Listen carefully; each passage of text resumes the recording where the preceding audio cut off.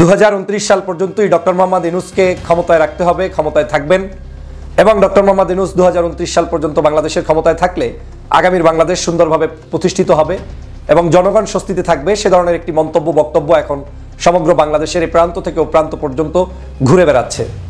দেশে বিদেশে বিভিন্ন বুদ্ধিজীবীরা ডক্টর মোহাম্মদ ইউনূসকে 2029 সাল পর্যন্ত রাখার পক্ষে মতামত দেওয়ার পিছনে কেউ কেউ কয়েকটি গুরুত্বপূর্ণ কারণ মনে করেন। তার মধ্যে অন্যতম হচ্ছে ইউনূস সাহেব থাকলে আওয়ামী লীগের আমলে সকল দুর্নীতি হওয়া, যে সকল টাকা পয়সা লোপাট হয়েছে, বাংলাদেশটা যেভাবে ধ্বংস হয়ে গিয়েছে, সেই ভঙ্গুর দশা থেকে বাংলাদেশকে তিনি খাদের কিনার থেকে উত্তোলন করতে পারবেন।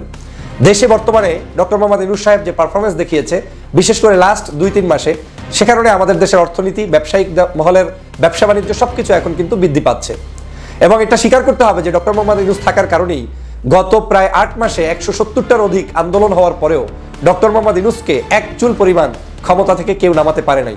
গুজব হয়েছে শতে শতে, রাত ভর তার বিরুদ্ধে গুজব রটিয়ে সকাল সন্ধ্যা তাকে বাংলাদেশ থেকে বিদায় দেওয়ার চক্রান্ত হয়েছে। কোনো কিছুতেই ইউনূস সাহেবকে টলারেন্স করতে পারেনি, তাকে বিদায় দিতে পারেনি, তার উপরে কেউ কোনো ধরনের ষড়যন্ত্র করে সফল হতে পারেনি।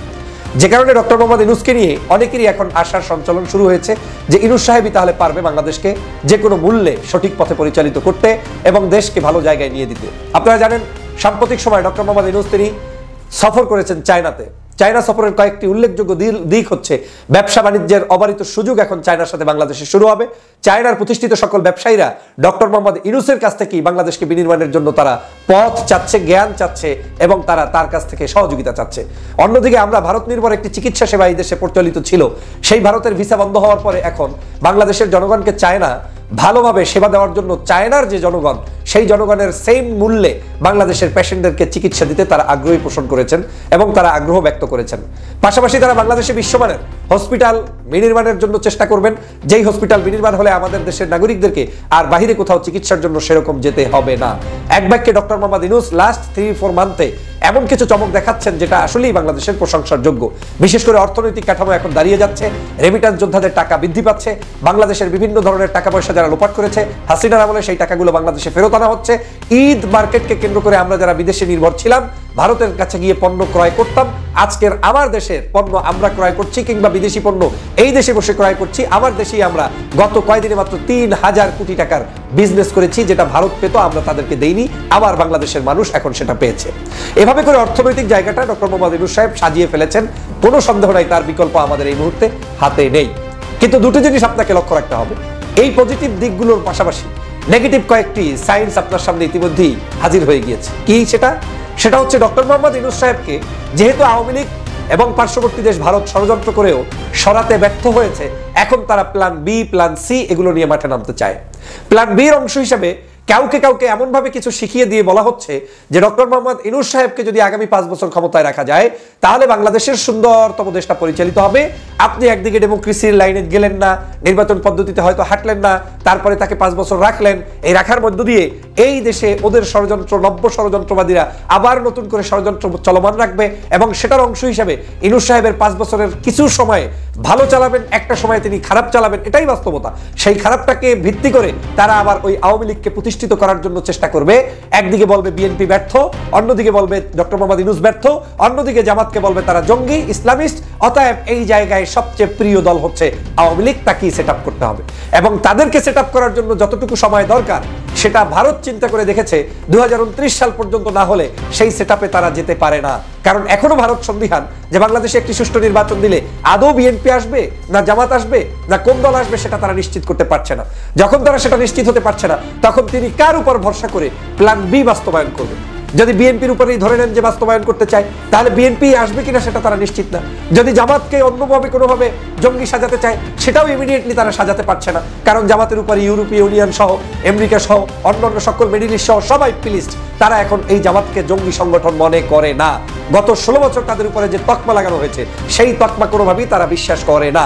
অতএব সেখানেও আওয়ামী লীগের এই যে ষড়যন্ত্র, গোপন আঘাত এবং ভারতের সম্মিলিত প্রচেষ্টায় ষড়যন্ত্র, সেটা কিন্তু তারা বুঝে ফেলেছে যে এখন এই ষড়যন্ত্র করে কোনো লাভ হবে না। একটাই লাভ, সেটা হচ্ছে ডক্টর মোহাম্মদ ইউনূসকে 29 সাল পর্যন্ত রাখা যায় কিনা।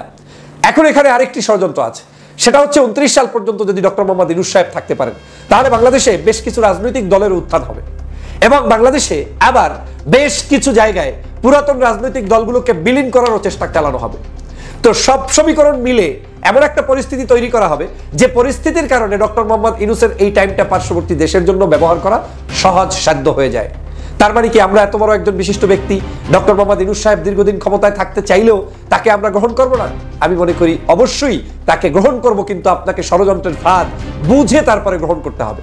যেমন ডক্টর মোহাম্মদ ইউনূস অদাবদ্ধ হয়েছেন, ডিসেম্বর কিংবা জুনের মধ্যে দিবেন নির্বাচন। আমি মনে করি বেসিক সংস্কার দিয়ে সুষ্ঠু সুন্দর ধারার একটি নির্বাচন পদ্ধতি অবশ্যই তিনি এমনভাবে করে যাবে, এবং এই টাইমের মধ্যে প্রয়োজনে জুনের জায়গায় যদি আরো কিছুদিন প্রয়োজন হয় সেটাও তিনি করে একটা সম্মানজনক অবস্থান থেকে তিনি বিদায় নেবেন। কারণ জনগণ যেই বাঙালি মানুষকে সম্মান করে আজকের, কালকের এই একই বাঙালি আপনাকে অসম্মান, অপদস্থ, এমনকি দেশ থেকেও বিতাড়িত করতে 2 সেকেন্ড সময় তার লাগবে না।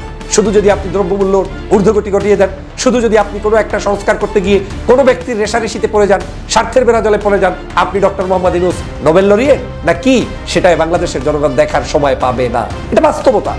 আজ আপনি দিচ্ছেন, আপনি আমাদেরকে সম্মানিত করছেন, আপনি সম্মানিত হচ্ছেন।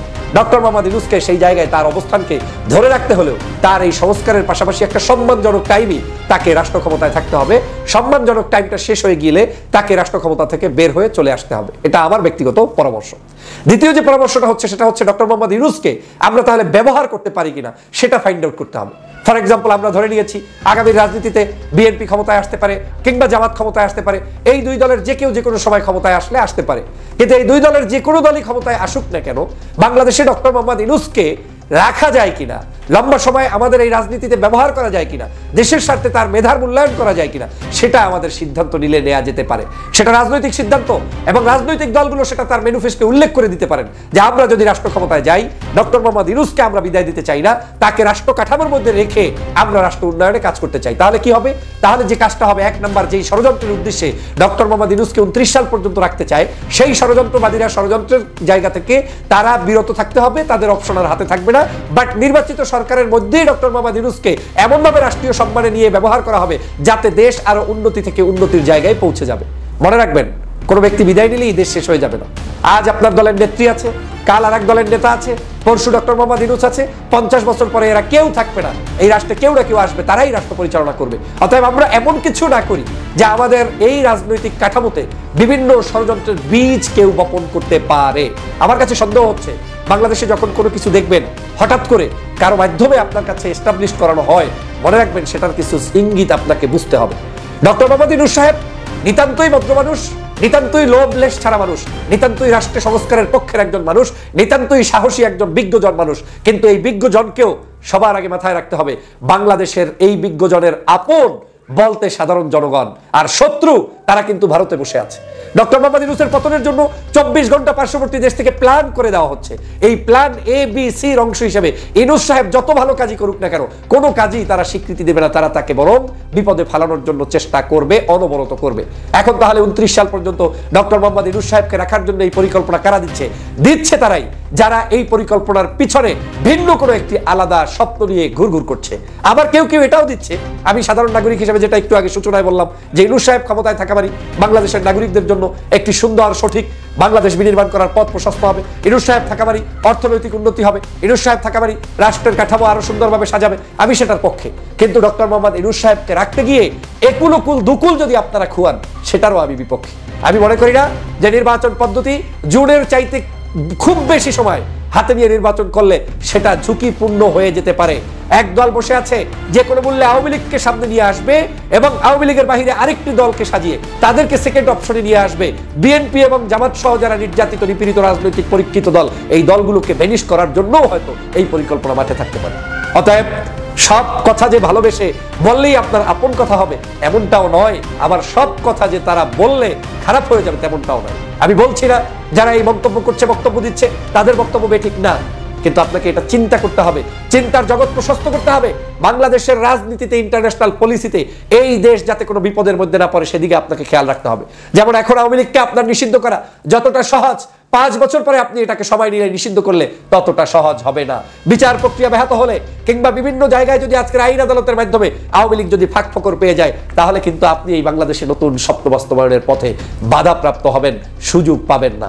সে কারণে আমি বলছি ডক্টর মোহাম্মদ ইউনূস সাহেব যথা সময়ে দায়িত্ব হস্তান্তর করে নির্বাচনী প্রক্রিয়ার মধ্য দিয়ে নতুন বাংলাদেশ গঠন করার জন্য প্রয়োজনে সেখানে ডক্টর মোহাম্মদ ইউনূস আবার এক্সটেনশন হবে, তাকে আবার সামনে নিয়ে আসবেন। কিন্তু নির্বাচন 2029 সাল পর্যন্ত অফ রেখে রাষ্ট্র ব্যবস্থার সংস্কার করতে গেলে সেটা কোনোদিনই রাষ্ট্রের জন্য কল্যাণ হবে বলে মনে হয় না। আমরা ডক্টর মোহাম্মদ ইউনূসকে জাতীয় ব্যক্তিত্ব হিসেবে আসমানে রাখতে চাই। আমরা ডক্টর মোহাম্মদ ইউনূসকে বাংলাদেশের ক্রাইসিসের মেকার হিসেবে মানে আমাদের মাথার তাজ হিসেবে রাখতে চাই। আমরা ডক্টর মোহাম্মদ ইউনূসকে দলমতের ঊর্ধ্বে উঠে, বিতর্কের ঊর্ধ্বে উঠে একজন শাসক হিসেবে রাখতে চাই। ডক্টর মোহাম্মদ ইউনূসকে কারো খেলার পাত্র বানাতে চাই না, কিংবা কারো কোনো ধরনের ষড়যন্ত্রের গুটি বানাতে চাই না। যদি সেটা হয় তাহলে বাংলাদেশের জন্য পরিণাম ভালো হবে না। প্রিয় বন্ধুরা, আমি এই কথা কেন বলছি? দেখেন, গত কয়েকদিন আগে গুজব আর গুজব, শেখ হাসিনা চলে আসছে, আওয়ামী লীগ চলে আসছে, আপনার ডক্টর মোহাম্মদ ইউনূস পালিয়ে যাবে, সেনাবাহিনী ক্ষমতা নিবে, সেনাবাহিনীর মানে কি বলে আপনার মুহূর্তের মধ্যে তারা বাংলাদেশে আবার নতুন করে জরুরি অবস্থা জারি করবে। কত কথা আপনারা শুনেছেন, কিন্তু একটা কথা কাজে লেগেছে? লাগে না। তার মানে ওরা এখন বুঝতে পেরেছে ষড়যন্ত্র করে, গুজব করে ব্যর্থ। এখন কি করা যাবে? নতুন ষড়যন্ত্র আমাদের মাথায় বিভিন্ন জায়গা থেকে, কর্নার থেকে ঢুকিয়ে দেওয়ার চেষ্টা চালানো হচ্ছে। আমি সর্বপ্রথম ব্যক্তি সবচাইতে বেশি খুশি হব যদি ডক্টর মোহাম্মদ ইউনূস লম্বা সময় নেতৃত্ব বাংলাদেশে দিতে পারে, কিন্তু পরিস্থিতি বিবেচনা করে আমাদেরকে পথ চলতে হবে। তবে সংস্কার ছাড়া নির্বাচনের পদ্ধতির পক্ষে আমি নই। সংস্কার যেটা ডক্টর মোহাম্মদ ইউনূস বলেছেন যে লম্বা সংস্কার করতে চাইলে জুন পর্যন্ত, আমি আপনাকে জুন পর্যন্তই ক্ষমতায় দেখতে চাই, এবং জুন পর্যন্ত ক্ষমতার মধ্য দিয়ে আপনি বাংলাদেশের পরিবর্তনের জন্য যা করণীয় সেটা করেন, এতে আমার কোনো আপত্তি নেই। কিন্তু জুনটা যাতে 2029 হতে গিয়ে বাংলাদেশের বড় ধরনের ক্ষতির মধ্যে আমরা পড়ে না যাই, সেটার ব্যাপারে সতর্ক দৃষ্টি রাখতে হবে। কারণ আওয়ামী লীগ যদি সরকারে থাকে দেশ ক্ষতিগ্রস্ত হয়, আওয়ামী লীগ বিরোধী দলে থাকলেও দেশ ক্ষতিগ্রস্ত হয়।